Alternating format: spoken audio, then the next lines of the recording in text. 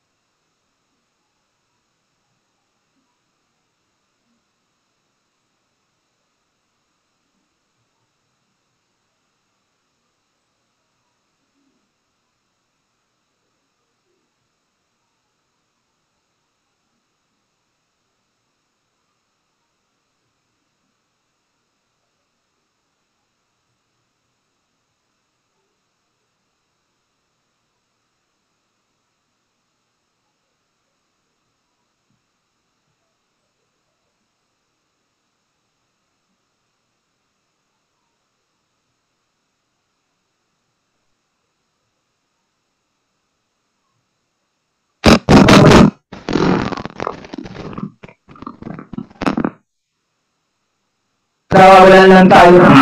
Okay na? Maganda na tinatalakay natin. Okay. Tuloy tayo. Okay, sige po. Tuloy tayo. Narinig ko siya, no? Narinig ko parang nandiyan si Carlos Chu. Okay.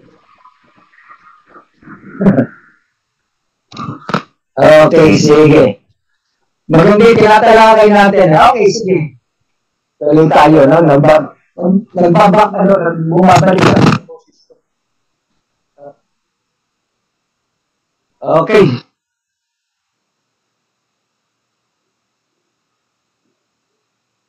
Natin.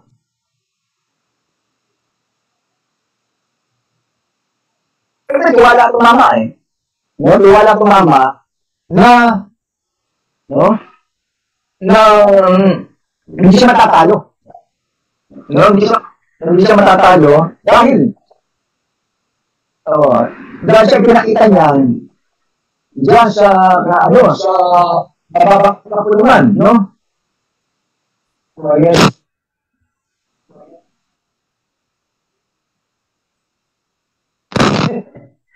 Ayan, no? Ngayon, bumabalik sa akin yung tuloy natin, no? Ngayon, siguro po, sa palagay ni Congressman Abante, na hindi siya tatalunin. No? Na hindi siya tatalunin. Pero sabi nga ba yan natalo Una, talaga naman pong gumastos yung kalaban. Talaga gusto ni Sara matalo si Abante para makaganti siya rito, no? Naulat itong si Congressman Abante na ikaan na Maynila. No? Ngayon, siyempre talo Nasabi ko nga kami nag-uusap-usap kami mga reporter na hindi namin sukat akalain na mauulap ito si Congressman Abante. No? Hindi namin sukat akalain na matatalo. Talo Kulang 1,000 yung lamang itong si Joey Uy. No, mga kaibigan. Ngayon, ilang buwan na po ba? 1 buwan, di ba? May June na po ngayon. 1 buwan na mahigit. Proklama na. Itong si Joey Uy bilang congressman. No? At itong si Congressman Abante, nananahimik na. Ano na po siya? Tahimik. Pero hindi natin alam, hindi yung Abante po, yung Congressman Abante. Mga kaibigan, hindi mo basta matatalo yan pagdating sa batas Sabi ko nga po, kung meron pong dikampanilang abogado, itong si Congressman Abante, oo nga, bumabalik yung boses ko no? Pero hindi naman sa Ngayon, mga kaibigan, sabi nga hindi sukat akalain. No? Talo. Sabi ko nga, talo, asin talo. Ito si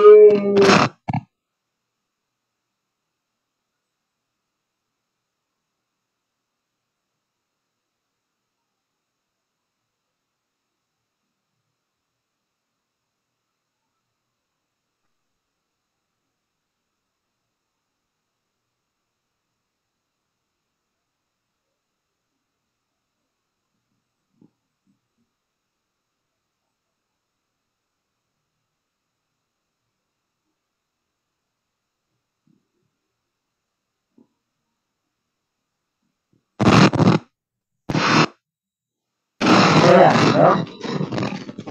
Okay na tayo? Ngayon, mga kaibigan, baguhin ko kaya yung mic ko. Okay na po ulit. Talagay ko yung signal. Okay, sige, ganito, no? Alam niyo po yung gaya ni Congressman Abante. Hindi po basta sumusuko sa laban niya. Katunayan hindi ba yung anak niya, si Princess Abante? Kinuha na ng mababang kapulungan bilang spokesperson. No? Bilang spokesman ng Kamara.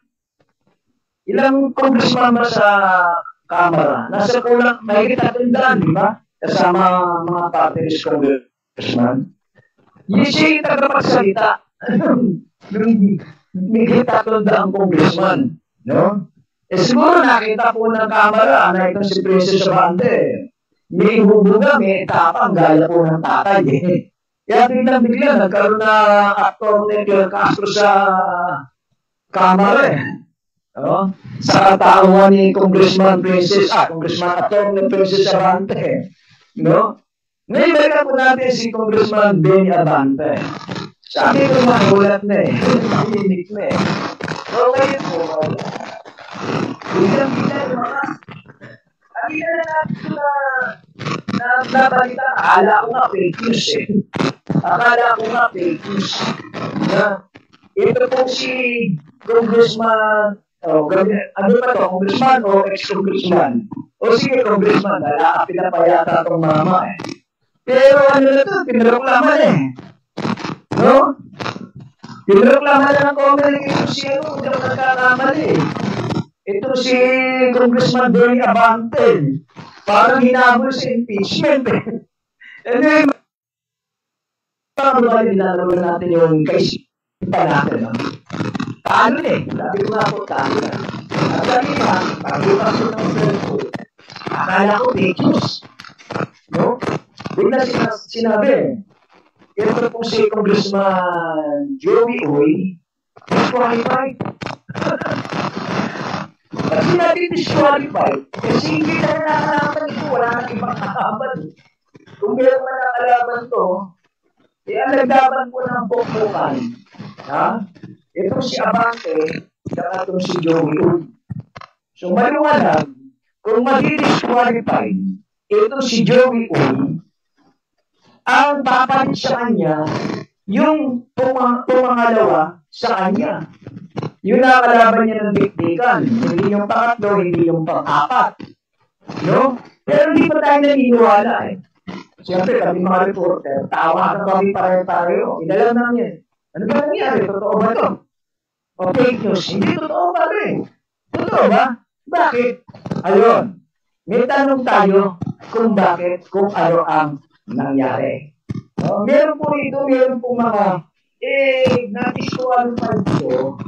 Itong si Congressman Joey Uy, may dahil. No? Basahin ko lang po ito. Kung ito po yung nangyari. Ayan. Hindi deklara, ng COMELEC, na si Congressman Benny Abante ang nanalo sa Maynila. No? Dahil, meron pang dahil. No? Ano dahilan? Bawal. Bawal daw. O bawal ang Chinese official na umupo sa gobyerno ayon sa batas. COMELEC reject Joey Uy, Congressman Benny Abante declare as a winner. Ang linaw yan. Ang linaw. Kapag binanggit natin at inisip natin, no, na ito si Joey Uy, na nanalo congressman, hindi pala pwede umupo. Dahil ito'y Alice Goo. No? Ganyan, di ba? Ito po si Alice Goo, yung mayor ng Tarlac, no? Di ba na-question ito na tanggal sa pagka-mayor? Dahil lumabas nga doon sa kanyang birth certificate, hindi siya Pilipino. No? Chinese national siya na umupo bilang mayor. Ito naman si Joey Uy, Chinese.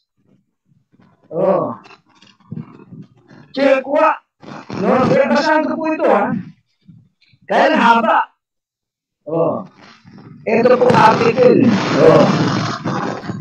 Article 4, Citizenship, 1935 Philippines Constitution. Ito po yung nakasay, Article 4, Citizenship, 1987 Philippine Constitution, may pinagbatayan. Section 2.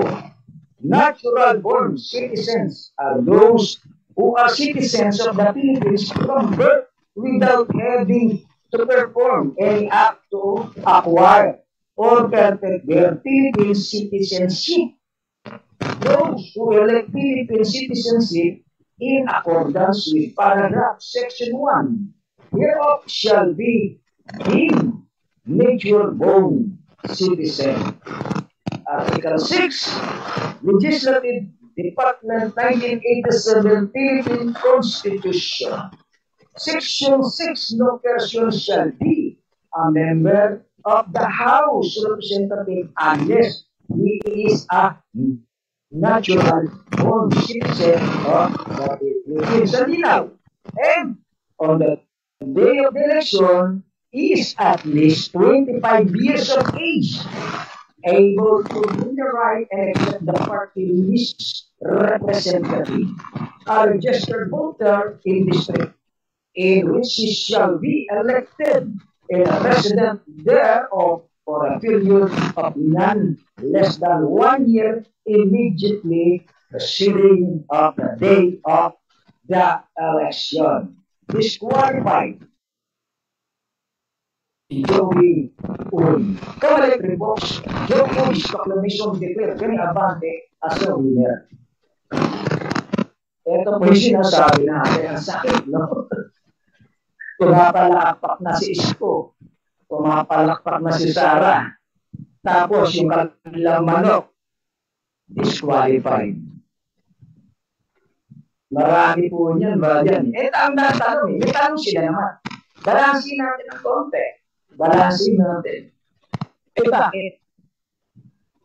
Bakit ngayon lang na sinasabi na itong si Joey po, na hindi Pilipino, kundi Chinese? Bakit hindi ito kinontes? Kasi konsyal ito na ika-ano na distrito eh. Mukhang nakadalawang term to, nakatatlong term for first term. Anyway, bayan. Nakaupo ito eh. Nakaupo bilang konsyal. Yan tanong. Bakit hindi napansin? Bakit ngayon lang sinasabi? Alam niyo po, pag sinabi natin yung batas, maaaring pong walang sisikip eh. Kung halimbawa po yung tinatawag ng partido, partihan sa partido. Ano ba? Ako'y mayor. Ani naman yan. Wala nang kukontest dyan. Palusutin na natin. Walang kukontest. No? Wala siguro, walang nagreklamo. Sino magreklamo? Yung kakampi mong mga konsyal? Hindi na. Bati-bati na kayo. Parti-partiyan na yan. Pero ibang usapan po, kapag single position. Ibang usapan po yun. Mayor, gaya ni Alice Go, sinilip, nakita, may nilabag na batas sa kanyang citizenship, na pag nagpanggap ng Pilipino, Chinese pala, di ba tanggal? Single position yung mayor. Naka-vice mayor, lumusot pa eh. Pero mayor, di ba? Eto, congressman. Ako, ayoko kong laruin ng utak ko, laruin ng utak natin. Sabi ko nga bayan, si Congressman Abante, hindi mahinang abogado yan. No? Hindi mahinang abogado. Sabi ko nga po, kung hindi ka pamilyang abogado, itong si Congressman Abante, si kampana ito, malaking kalembang ito. Siyempre, ako man, hindi ko sinasabing ginawa ito ni Congressman Abante. Ako man, sisilipin ko yung kalabang ko. No, dahil gusto kong manalo eh. Baka talagang pinag-isipan. Hinanapan ng paraan. Hinanapan ng paraan. Kung ito ba'y talagang dapat maging congressman. Hindi ba? Itong si Joey Uy. Nasilip. No? Hindi pa ito natural born Filipino citizen. Ayon. Yun na kaibigan. No, sabi ko nga, hindi pipicturing congressman si Abante ng District 6. No? Sabi nga namin, nag-uusap-usap kami mga reporter. Hindi kasi gumastos. yung kanyang mga kalaban, gumagastos, bumabaha ng pera. Ito si Congressman Abante. Para si Pacquiao. Naka-gloves na, naka-ikong pa yung kamay. Hindi na gumastos. Kaya natalo. Samantala yung mga kalaban, talagang parang ano naman to, no? Para bumabagyo ng pera. Kahit maganda po yung programa, proyekto ni Abante, bilang congressman, bilang abogado, hindi nakita hanggang sa natalo. No? Plus factor pa si Sara Duterte. Di ba? Talagang siniraan. Ito si Abante. Ito po ngayon. Paano mo lulusutan yan? Ano na po may mga nangyari na pwedeng pagbatayan. Alice Go, Chinese national, naging mayor, disqualified, tinanggal, nakaupong mayor yan, tinanggal. Ito pa kaya si Joey, hindi ito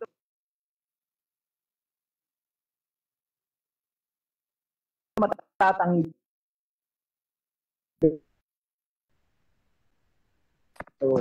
hindi pala Pilipino. Hindi pinanganak sa Pilipino. Sabi nga Chinese national. Isipin niyo po 'yun, no? Marami, no? Siguro kung titignan natin, marami mga kumandidatong hindi talaga Pilipino. No, iba made in America. US citizen. Ayoko na po magbanggit. Ayoko na po magbanggit kung sino-sino na yan, no? Yan din, naging question siya nga pala, no? Bukas. RV, pakiconnect tayo, ha? Bukat tayo sa Macra Forum natin bukas, alas 10. Maganda yung guest ko dyan. Si Congressman, si Senator Erwin Tulfo. Mukhang no hold bar dyan. Ang mga tanungan dyan. No? Magagandang tanungan. Ako may tatanong ng kanyang citizenship. Pero nakatakbo, di ba? Saka kung ano yung kanyang mga planong gawin. Di ba talo siya, no? Si Bitag, si Ben Tulfo. Ang ganda ng tataporman ni Tulfo. Hindi din. Kapag siya nanalo, itutulak niya. Itutulak niya yung political dynasty.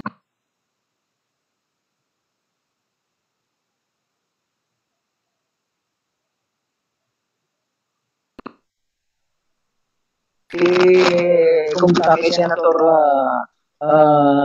Erwin Tulfo. No, marami akong nakaabang na tanong sa kanya tapos yung impeachment.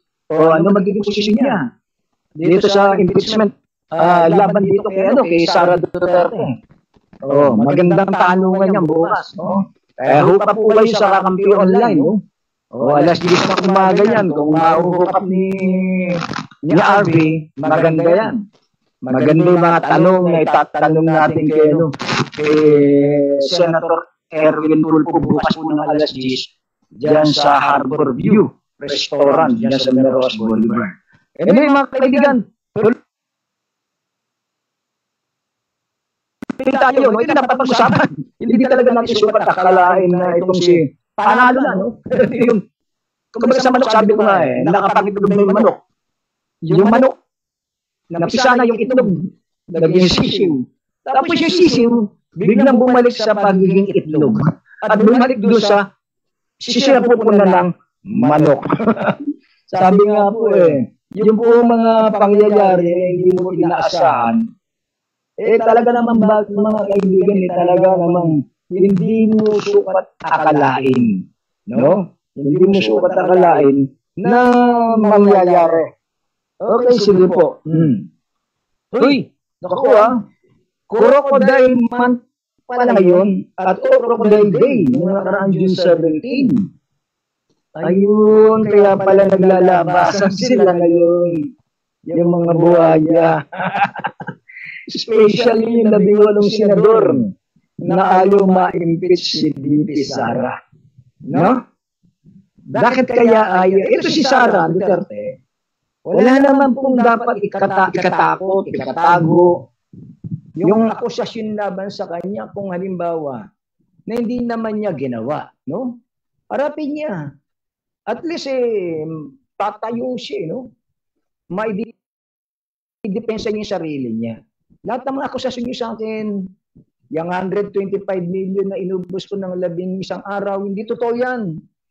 No, yung perang ginastos na yung sila Mary Grace Piato, si Kokoy Villamin, o si Shell Jokno, si Mariana, asawa ni Dongdong Dingdong. Oh. Hindi totoo yan. Invento lang nila yan. Paninirang lang nila sa akin yan. Paninirang uri. Ganun lang yan. No? Ngayon, sabi nga ayan, bumabalik na naman sa akin yung boses ko. No? Puso. Ay, nako, mga kaibigan. Sabi nga, talagang hindi mo mga sukat akalain. Yung mga Crocodile Month, Crocodile Day, June 17. Kaya pala naglabasan sila. Especially yung 18 senador na ayaw ma-impeach si VP Sara. Siya nga pala mga kaibigan, no? Hindi nakapasok si Congressman, si Kajeng Ortiz, siguro nakatulog yung mama, no? Ngayon, mga kaibigan, nalalapitan po yung San Juan, ha? Mag-a-advance birthday ako sa tatay ko. Advance birthday. Imang Kiko, yung original na Kiko, yung original namang Isko. Ayan. Birthday ng tatay ko, June 24. Lapit na, 19 ngayon, no? Ilang araw na lang. Pero kasabay din ang kaarawan ng tatay ko, kaarawan at kapiestahan din ng San Juan Bautista. No? Yung San Juan Bautista, patronya ng mga taga San Juan, yung bayan ng mga ehersito. At ngayon po, ang mayor dyan, si Mayor Zamora, na hindi kayang talunin nila Jinggoy, nila JB, ng mga Estrada. Zamora na, namamayagpag dyan sa San Juan. Hindi na kayang talunin ng mga Estrada. Kaya tumatakbo na yan doon sa matataas na posisyon. Congressman, di rin sila mananalo. Mabigat yung congressman doon sa San Juan. Zamora rin, yung babae. No? Yung bumabanat kay Inday Sara. No? Yun po yun. Ibig sabihin, may mga kredibilidad yung Zamora. Hindi ko naman sinasabing walang kredibilidad itong mga Erap Estrada. Sabi nga ni Zamora tapos na yung weather, kami naman. Kung talagang gusto nyong marami kayong sinasabi laban sa pamamahala ko, tumakbo kayo. Inamon si Jinggoy. Tumakbo ka. Kung talagang malakas pa kayo rito, mga Estrada sa San Juan. Yun ang sabi niya ni Mayor Zamora. Takbo ka dito. Tingnan natin kung manalo ka. Kasi natatandaan ko yung nag-viral yung babae na sinugod ni Jinggoy. Minsan itong mama, kritibo rin, di ba? Wala rin sa hulog sisiga. Pag tarap din, siga. Wala siyang magawa, di ba? Tuloy tayo. Kasabay nga po nung kaarawan ni San Juan Bautista, kaarawan din ng tatay ko. Si Mang Kiko, yung original na Mang Kiko, yung original na Mang Isko. No? Pero kung matatandaan natin, ngayon pa lamang, no? Tayo'y magbibigay na ng paunang abiso sa mga nakikinig sa atin dito sa Kakampi Online, no? Wag po kayong dadaan ng San Juan. No? Kung talagang pupunta kasi tagusan Ako lumulusot ako sa Mandaluyong, pag pumunta ako ng Mandaluyong, nilusutan po diyan. Andaan ko pa San Juan. Paglabas ko ng San Juan, gasolinahan na po 'yon ng Dumlao. No? From San Juan, kabila San Juan sa kabila Mandaluyong. Ayun. Nabibiktima ako, lagi akong naliligo kapag lumusot ako doon yung araw ng kapiesta ng San Juan diyan po sa San Juan. Nako, maliligo ka. At di ka makapagrereklamo, binusan ka na, kikikilang ka pa. Magdo-donate ka pa. No? Hingan ka pa ng hingan ka pa ng kanilang ng token nila.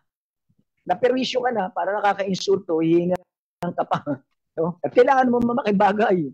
Habang nagrereklamo ka, binabasa ka. Oh. Kaya tayo'y mag-aabiso doon sa mga dadaan po ng San Juan. No? Huwag na kayo doon dumaan. Kung pupunta kayo Mandaluyong, saan man kayo lulusot, no? Iwasan yung dumaan ng San Juan. Dahil maliligo kayo. Baka makita niyo doon si Boy Dila. Kilala niyo si Boy Dila? Yung bumomba ng tubig.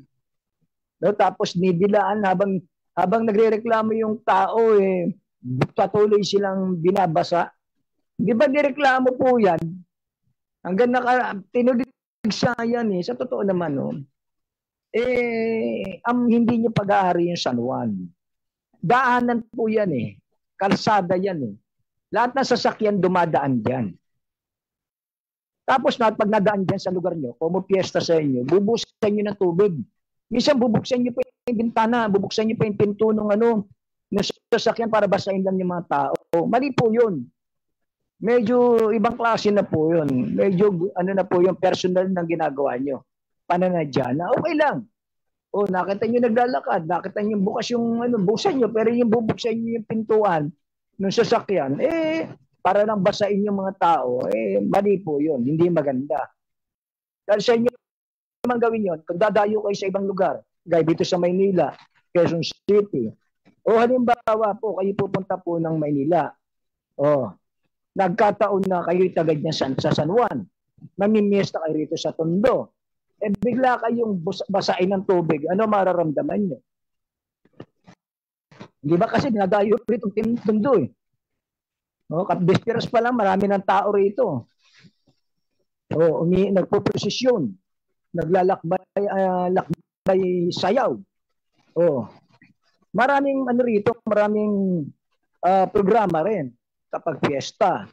Pero hindi po kami, hindi namin ginagawa yung taga San Juan dahil kung ba sinasabi niyo po sa Juan Bautista, yung nagbautismo sa tao.